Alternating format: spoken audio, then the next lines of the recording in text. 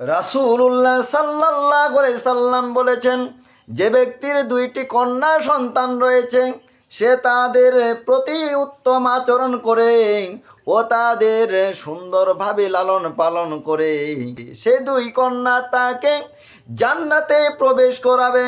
আমার ভাইয়েরাও, আমার বন্ধুরা, আমার পর্দার অন্তরালে আমার বোনেরা, আমাদের যখন কন্যা সন্তান হয় বাপের মুখে কালা হয়ে যায়, দাদার মুখ কালা হয়ে যায়, আমাদের শাশুড়ির মুখ কালা হয়ে যায়, কেউ কোনো দিন আনন্দ করে না, আমরা এটাকে বোঝা মনে করি। কিন্তু না না না, এই কন্যা সন্তান হচ্ছে আল্লাহর পক্ষ থেকে আপনাদের প্রতি আমানত এবং আল্লাহর পক্ষ থেকে আপনাদের প্রতি রহমত।